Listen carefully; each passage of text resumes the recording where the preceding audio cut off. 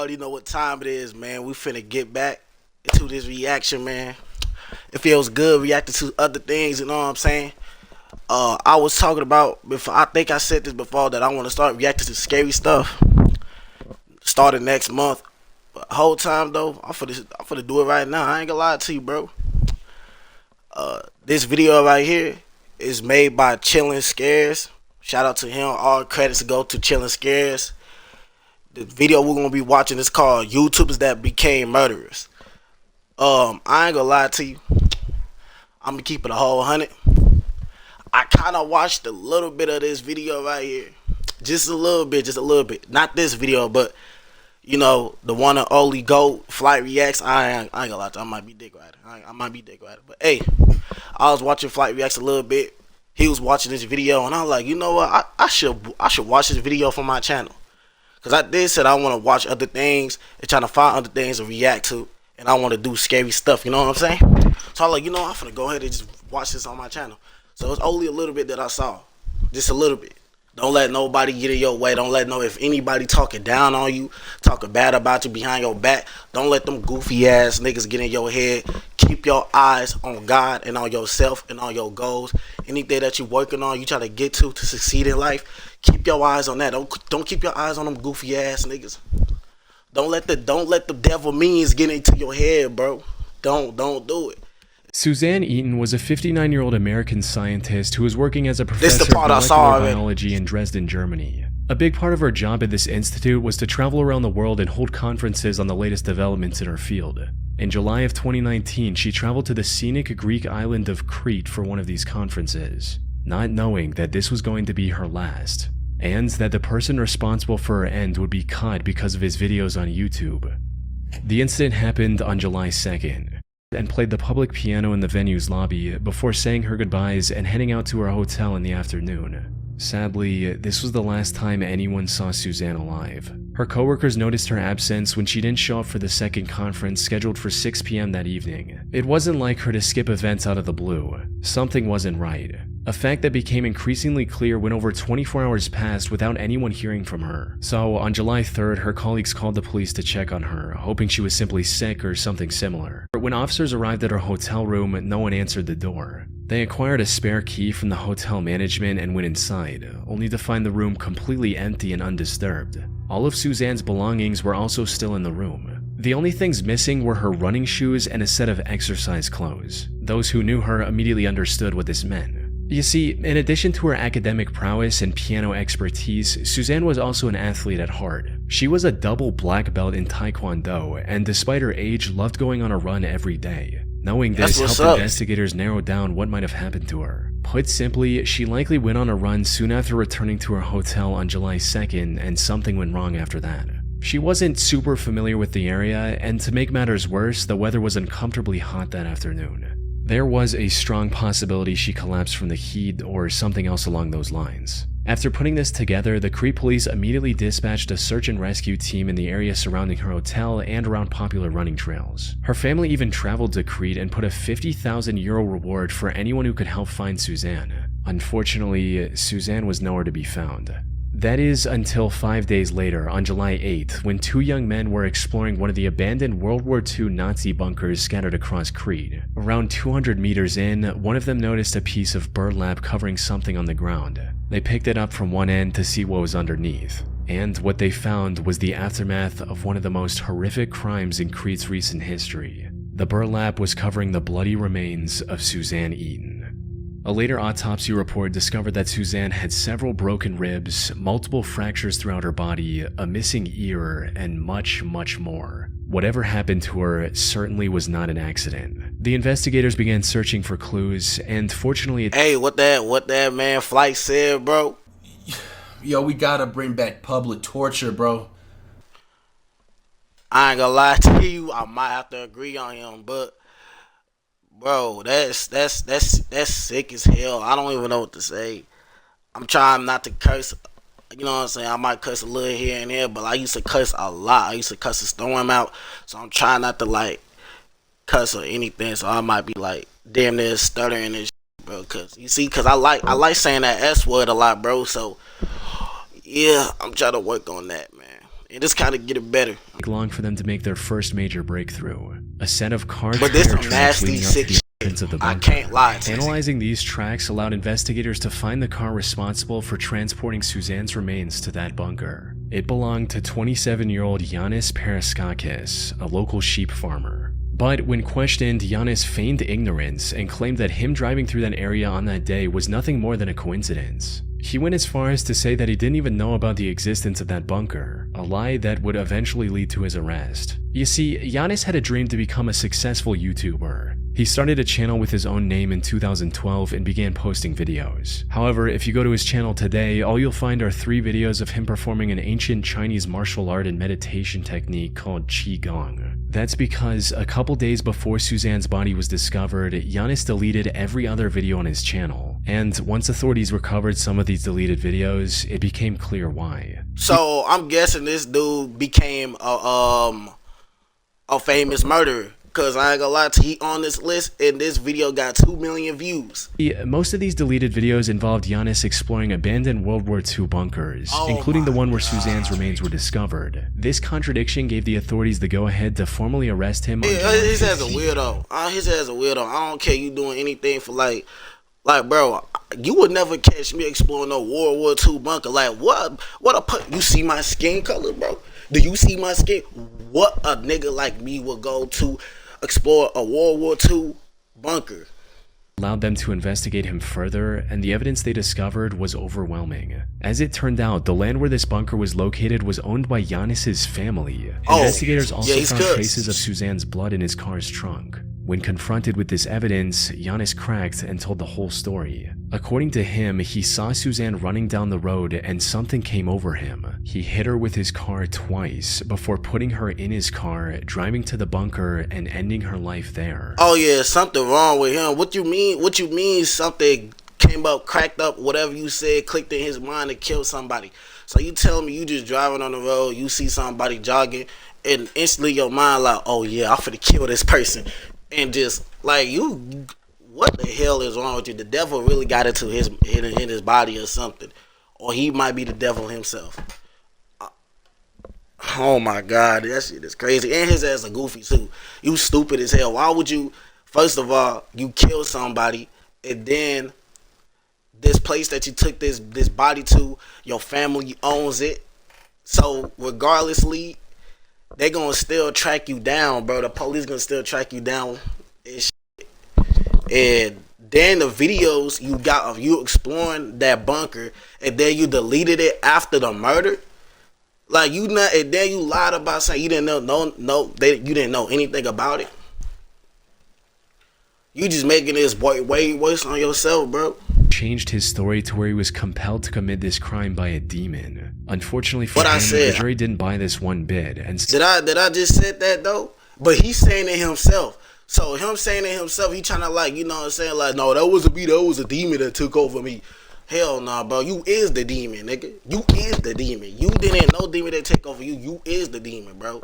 One of Satan's greatest soldiers in prison without the possibility of parole in 2020. That's what this should have been the end of Yanis' story. But from what I've seen, there's more to his actions than just this one crime he was convicted of. The thing is, Yanis presented his vile act as a crime of opportunity, something he did completely out of nowhere. However, there's evidence to suggest that Yanis might be a full-blown serial killer. For instance, he was apparently detained by the police twice before, once for arson and once for animal cruelty, both of which are well... he a killer.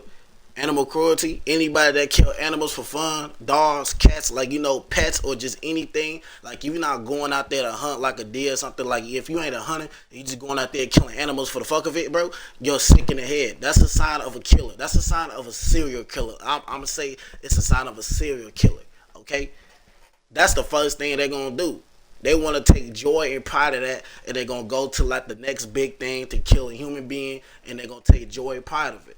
He probably want to know what it feel like killing a human being for real. He probably liked it too. I'm glad that this nigga's stupid enough to take this woman, this poor lady, to this bunker that his family owns, and then have videos of him going to this bunker in the past, bro. Like, I'm glad that he was that stupid to do something like that, man, because if he was low-key a smart serial killer, man, he probably would have got away. But, you know what I'm saying? He's not. He got life.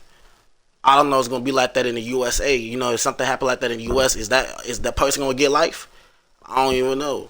Tried to run them over with his car as well in the past. So, Suzanne was more than likely not his first victim. However, the most solid evidence against Giannis is in one of the deleted videos he uploaded to YouTube. In it, we can see him showing some very human-looking bones scattered throughout the same bunker Suzanne was discovered in. These bones were never discovered by the authorities, suggesting they might have been removed by Giannis to hide evidence. But what makes this truly disturbing is what his friend says at one point in the same video.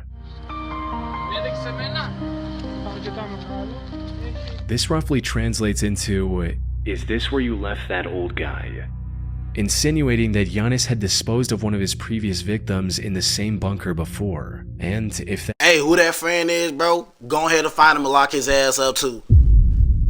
the case, one can only wonder how many other people Giannis has killed over the years. We would never know, bro. Simply Manic 6075 was a YouTube channel owned and operated by 24-year-old Samantha Wolford. She lived in the small community of Monticello, Texas with her husband Ernest Lee Ibarra, aka Ernie, and their 5 children. She usually made videos about her day-to-day life and other random topics. Her story began in 2008 when she was at the lowest point of her life. She'd recently become the single mother of a pair of twins and had no love interest in her life. That's Yeah, when I she think met I heard Ernie about at a this local before. tattoo shop, and the two hit it off right from the get-go, eventually getting in a relationship and starting a family together. Wow. In one of her videos, Samantha described the day she met Ernie as the happiest day of her life. Together, they were blessed with 3 more children, including 1 more pair of twins. Raising 5 kids was a challenge, but Ernie made it work by taking a second job in pizza delivery. So, while they had endured tough times together, Samantha, Ernie, and their 5 children appeared to be the perfect loving family. However, while being a stay-at-home mother was all she could do at the time, Samantha still had a dream of becoming a famous actress one day. I've always wanted to be an actress. I think it is so much fun. I've been extras in Yeah, I heard about this in the past before. Kind of can't remember what she did for real, but she definitely seems familiar, and I seen this video before. So movies. I've had small parts in like short films. It I heard is about this, like, I so think when much I was like fun. 13 or so something. Beautiful. It is 14. one of the most I know this amazing old, forms of though. art ever to be able to express yourself. many that other way. YouTubers that talked about this. So, one in right October here. 2010, she created her YouTube channel and started posting videos, hoping to become a popular YouTuber and fulfill her dream on the internet instead. And things were going surprisingly okay in the beginning. Samantha would post new videos whenever she had something new to say. And while most of her videos struggled to get past 100 views at the time, the few viewers she had were enough to keep her going. But as time passed This is how on, it her is. passion for making videos turned into an obsession. She started spending more of her time on making videos than her family, putting even Yeah, my stuff be getting past, be starting getting past over 100 views too. I be getting like 1,000 views here and there, whatever. I be getting lucky with that. But I mean, that's how it is when you start off YouTube. Some people just get immediately lucky. They get like 100,000 or 1 million off of one video, and 500,000 on a few more videos and stuff. But sometimes people will get like 55,000. Then the next video they gonna get like 14 views on it. You know what I'm saying? Like, it's the algorithm for real. Like, I know people like it, comment and whatever. It boosts your stuff up more and all that. But I'm not that type of person to be like, hit the like button and subscribe and comment down the video.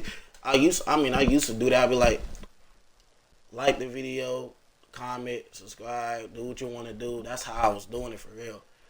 But when I be like, comment what you want me to like react to, because I want to like, it's kind of hard for me to try to find things for me to react to. And then most of the stuff that I be finding that I want to react to, I want to do it like for the live, like for live exclusives. And I can't do it for like live exclusives because I don't got no laptop. I'm doing this on my phone. So I have to like react to certain things because I'm not finna react to like a little video or watch a little video and be like, I'm finna just do this for like my live or something like that. Go on live, react to this, and then do all that little editing for like a little video. Like, you know what I'm saying? It's a lot of videos that I want to react to on live, but I want it to be like exclusive for the stream, like only for like Twitch. You know what I'm saying? Because there's certain things that I'm not finna go and edit. I'm like, man, this could just be for this could be for a live stream, bro. You know what I'm saying? But this right here is for both. Well, you can't see this video on my live because I'm watching it on my phone. And if I had a computer, you would have definitely saw this on my live, but you can't. But yeah, it be like that though. But I don't be paying attention to the views, bro. I'm not gonna lie to you. I ain't gonna lie, I don't be paying attention to that shit. I used to pay attention. I'd be like, man, I'm doing this for no reason. I'm doing all this editing and stuff just for no reason. And I want to quit. Last year I wanted to quit. But, you know what I'm saying, God gave me the strength and gave me faith in him and myself to keep on pushing. Because if I would have been quit. I was going to quit last year. I ain't gonna lie, I was going to quit again. I quit so many times on YouTube. Like, it don't even make no sense. I don't count like the times when I was a kid trying to do this. Like, I was a kid. I didn't know what the hell I was doing.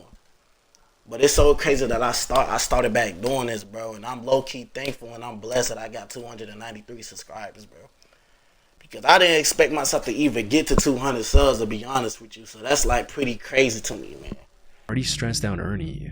Around 2014, she also started accusing Ernie of hurting her in her videos, hinting at just how bad their relationship was going. But then, after posting a seemingly random video in March of 2014, Samantha mysteriously vanished from the internet. Maybe she lost interest in YouTube or just wanted to focus on her family again. No one knew exactly why she quit so abruptly. Then, on the 20th of February 2015, viewers finally received the update they were waiting for. Unfortunately, it was far more tragic than anyone could have imagined. It started with the Texas police receiving a call from one of Samantha's aunts asking them to save her niece's life. Far more tragic than anyone could have imagined. It started with the Texas police receiving a call from one of Samantha's aunts asking them to save her niece's life. Taos County 911, what's your emergency? I have a home invasion. My niece is tied up. I am at the verge of untying my niece at this particular moment. Okay, she's tied up. She is tied up and gagged. And gagged? Is that what you said? Ma'am. Is there anybody else there? Where are the kids? We have 5 small infants asleep. Apparently, 3 masked men broke into their home in the middle of the night and attacked the couple while they were asleep. The intruders then tied Samantha in her bedroom and after hitting him with a gun a few times, kidnapped Ernie. Samantha somehow managed to get her ties loose enough to call her aunt, who then contacted the police after arriving at Samantha's home herself. By the time officers arrived, Samantha's aunt had set her free from the restraints. The kids were fortunately safe as well. However, what made this whole situation strange was that the intruders didn't take anything else from their home besides Ernie. And from the people who knew him personally, Ernie wasn't the type of guy to make enemies with dangerous people. Put simply, investigators sensed something fishy with the whole situation. But all that paled in comparison to the main objective, which was to save Ernie as soon as possible. Unfortunately, Samantha didn't know anything that could give investigators their first clue. With no other option, the officers took Samantha to the station for further questioning, hoping to extract any useful information. So, since like Ernie don't got no enemies for real, or like, you know, he don't got nobody that he beefing with, or somebody that's like jealous of him, you know what I'm saying? So, that's pretty weird that they just took him and they didn't take nothing else. They just wanted him. So, is this like a setup or something to get rid of him? Because it's not making no sense. Like, if nobody wasn't, if he wasn't beef with nobody, if he didn't have nobody, no enemies, or nobody being jealous of him or not liking him or something, then what was the reason for them to kidnap him? From her. But what none I feel like it was a setup by her. Change up her story completely after entering the interrogation room. Yeah, she changed up her story. She didn't know anything about the assailants. Now she had the name of a potential suspect, John Rebel. As Samantha's story goes, she was talking to her friend about Ernie's supposed attacks on Samantha, when suddenly a man with the pseudonym John Rebel overheard their conversation and started talking about how a man shouldn't treat a woman that way and that he was going to handle the situation. Well, as it turned out, the name John Rebel actually belonged to someone, a man named Jonathan Sanford. The police found and arrested John not long after Samantha gave out his name, right alongside his 2 accomplices, Jose Ponce and Octavius Rhymes. Surprisingly, Jonathan put up little to no resistance and immediately confessed to kidnapping Ernie. He also confirmed the worst possible outcome, that by the time the police got involved, Ernie was already dead. The 3 took him to a secluded forest and executed him with Guess what? I bet you Ernie didn't put no hands on her too. She probably was the abuser. And he probably, you know what, I ain't saying like, you know, he probably just pinned on the wall or something or threw her on the ground and shit, you know what I'm saying, like self-defense. But she probably lying her ass off though. But who knows, bro? I don't know for sure. Of his head. However, even after learning all this, one question remained. Why? Why would 3 men who didn't even know Ernie kidnap him from his home like that? Exactly. Every answer to this question pointed back to Samantha, who kept denying any involvement. Even if the investigators ignored her suddenly remembering the perpetrator's name, there were several other suspicious aspects to her story. Like, how was she able to untie herself enough to call her aunt? Why didn't any of her neighbors hear the break-in? And why were the kids all sleeping in the same room when usually they're scattered throughout the house? She set it up, man. She set it up. She probably had the door creaked unlocked, or had like a window open or something so they won't make no noise, you know what I'm saying? Put the kids all in one room. This is a whole setup right here. But the good question though, did Ernie really was putting hands on her though? That's the thing. We want to know that. It wasn't long before investigators uncovered undeniable evidence of her direct involvement.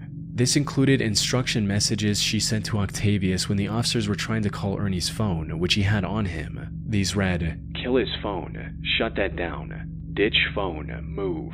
There was no doubt about it at this point. Samantha was in colluding with her husband's killers. Texting that on the phone as the investigation went on, the real story came out as well. Samantha had apparently become addicted to the idea of becoming a famous YouTuber, and her neglect of the kids became a constant source of fighting between the couple. But instead of resolving the issue like a responsible adult, Samantha colluded with her friend's boyfriend to hatch a cartoonishly evil scheme to get rid of Ernie.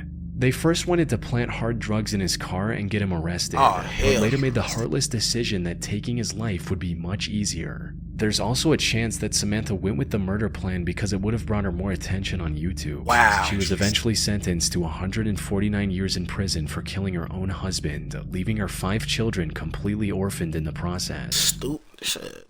Yeah, so she dead ass wanted to get rid of this nigga, so she could like have something to tell about her YouTube video, cause she know that's gonna get a bunch of views, bro. That probably might get like 500,000 views, bro. Like, and people go, "Oh, I'm sorry for your loss. I'm sorry for your loss," knowing that she was the one who set this up and got rid of him, so people could mourn about him, and feel bad about her, and just be on the damn fucking camera shedding them damn crocodile tears and stuff. But it didn't work though.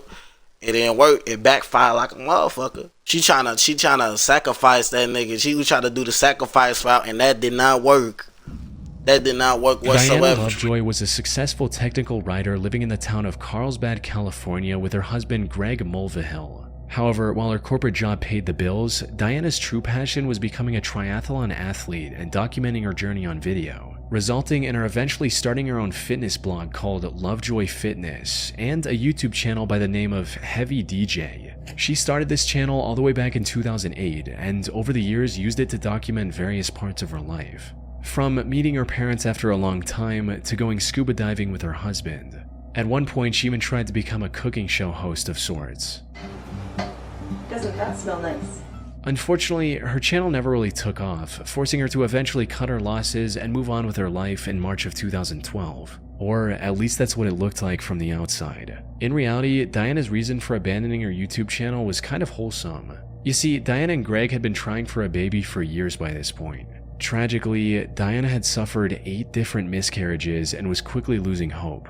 But then in September of 2012, the two were blessed with a perfectly healthy baby boy, marking an end to their struggle. However, what should have been a moment of celebration started a downward spiral of lies and betrayals, eventually culminating in an assassination attempt. Things started going downhill when just a few months after the birth of their son, Greg lost his job, leaving Diana as the sole breadwinner. The stress of the previous miscarriages, combined with the crushing weight of having to support a family in an extremely expensive city all on her own, spelled disaster for their marriage. It wasn't long before the two were constantly fighting with each other. Things escalated even further on July 9, 2014, when Greg returned home only to see a police officer waiting for him at the door. The officer explained that Greg wasn't allowed to enter his own home because, as it turned out, Diana had accused him of attacking both her and their son. What followed was a nearly 2-year-long divorce mediation, during which the investigators found no evidence supporting Diana's accusations, allowing Greg to get a 50-50 custody of their son. Diana was also ordered to pay $120,000 as a part of their divorce settlement in late 2015. Oh my god. But before the divorce could be finalized, Greg received a phone call from an anonymous number that changed everything. The voice on the other end claimed to be a private investigator Diana had hired recently. And according to this investigator, he already had solid proof of the attack claims Diana had made against Greg. But for some unknown reason, he wanted to help Greg win the case, so he claimed to have left the documents taped to a power pole located on a small hiking trail near Greg's home. Greg naturally found this whole thing pretty suspicious and decided to take one of his friends with him to the pole on the night of September 4th, 2016. Yeah. Sadly, despite his suspicions, he failed to grasp the true intentions of the strangely helpful private detective. Hello, this is 911. Yeah. My friend has just been shot. Do you know who shot him? There's a guy lying down like a sniper. Oh, Sniper? Did you bro, this sounds like some movie shit. What the hell?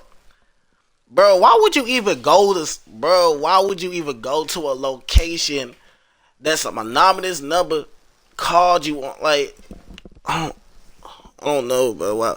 Why would you go to this location from an anonymous phone number that called you to actually go to the location?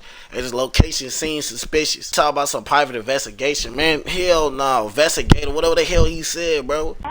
Briefly, we saw the gun, and he shot at us like 6 or 7 times. When Greg reached the pole, a sniper opened fire on him, shooting him clean through the chest. Fortunately, the bullet missed his heart by mere inches, giving him a second chance at life. By the time the police arrived, he got hit with a sniper bullet. I know that hurt so much, bro. Yeah, man. Thank the Lord that he survived that right there, man. Cause that is crazy. He put his friend in danger, bro. I want to know, did his friend tell him not to go there because he getting a phone call from an anonymous phone number and they telling you to go to this sketchy ass location? This is crazy. This is the reason why you don't answer anonymous phone calls. If the phone number says anonymous, don't answer it, bro. Just don't answer the phone. If you don't know no phone numbers that you don't recognize that's calling your phone, do not answer it. Unless if you know like somebody is calling you for like a job interview or like just something important, bro. If it's not that phone number, if you're not expecting a phone call from something important, and it's some weird ass area code or weird ass phone number you never saw in your life, it don't look like a business phone number, it don't look like a store phone number, bro, don't answer it.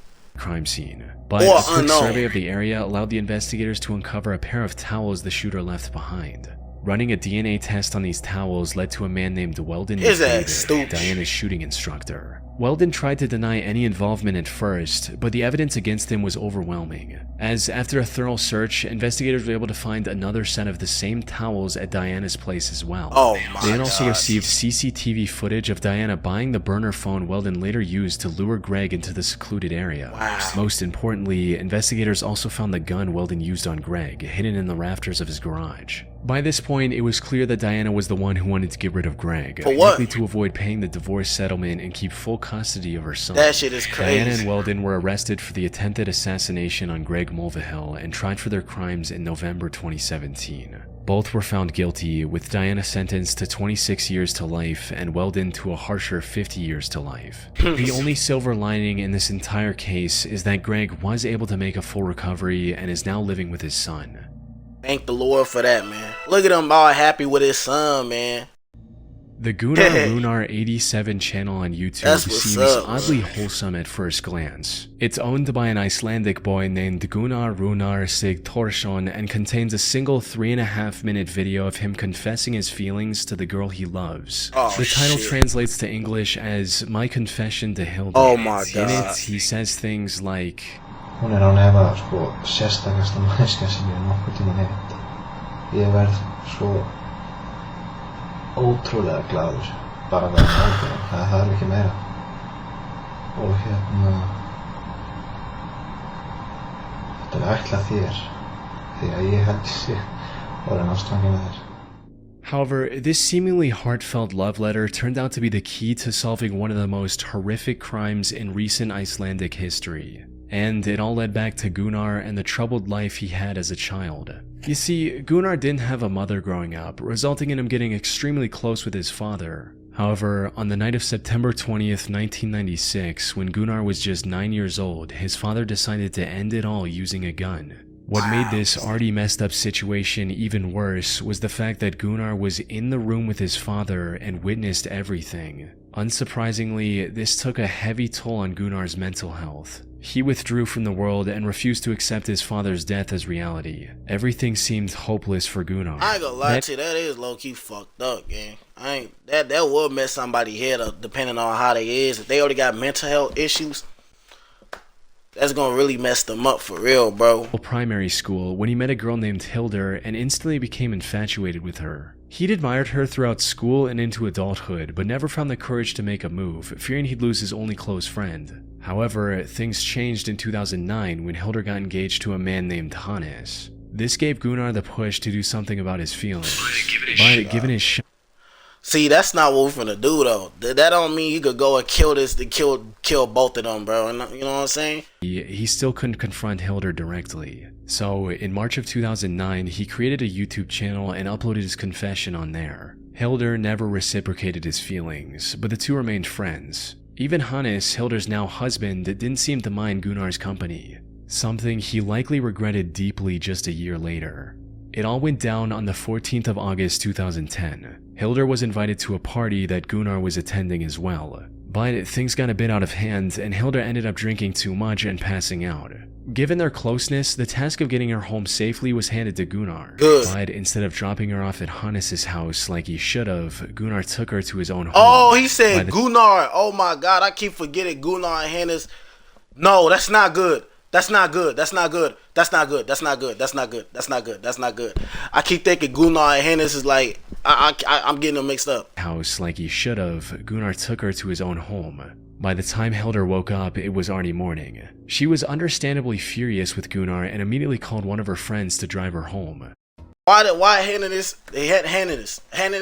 Barfitters just call him husband. Why the husband did like take her home? You know what I'm saying? Was the husband fucked up too? Could have prepared Hildur for the horrific scene she witnessed on the other side of her front door. Her husband Hannes was lying on the top of the staircase near their bedroom, submerged in a pool of his own blood. Oh my God. She ran outside and called the authorities. Sadly, it was already too late. Hannes had received over 20 stab wounds on his body, from his arms and legs to the back of his neck, and was long dead by the time Hildur found him. Given his condition, his death was ruled a homicide and investigators wasted no time in looking for the killer. And while they initially suspected one of his business rivals of committing this horrific crime, it didn't take long for investigators to find Gunnar's video confession to Hildur and bring him in for questioning. Gunnar denied knowing anything about it and was eventually let go due to lack of evidence. Oh my goodness, are you dead ass? Hope was lost, because not long after that, investigators found a bloody shoe print next to Hannes' bed. Looking deeper into this print revealed that it belonged to a pair of limited edition Adidas shoes. At the time, there were only 18 of these specific shoes in all of Iceland, and Gunnar just so happened to own one of these pairs. This was enough evidence to detain him once again. This also gave investigators the authority to do a thorough search of his belongings, resulting in them finding residue of Hannes' blood on his shoes, as well as in his car. Once presented with this evidence, Gunnar confessed to the murder. He also revealed that he'd been planning it for months, and even shoplifted the items he intended to use to avoid purchase records linking back to him. And while he didn't admit to it, Hildur also suspected him of spiking her drink that night, since she usually never passed out like that. After committing the crime, he also drove to a nearby pier and dumped items used in the crime into the sea to get rid of any evidence. It was a well thought out plan, since he was only caught because the garbage bag he used to hide his shoe prints tore open as he walked. As for his motive, it was just as everyone had expected, with him making it clear during the investigation, stating, "I loved Hildur. She was supposed to be with me. She was not supposed to be with him." Surprisingly, he was found not guilty during his first trial on March 1, 2011 by reason of insanity stemming from his messed up childhood. However, the prosecution argued that he was fully aware of his actions and escalated the case to the Supreme Court of Iceland. Gunnar was found guilty on this second trial and was sentenced to 16 years in prison. This was already lenient given the brutality of his crime, yet 16 years. 16 years. Y'all heard that, right? 16 years. Oh, we being so... Alright, whatever.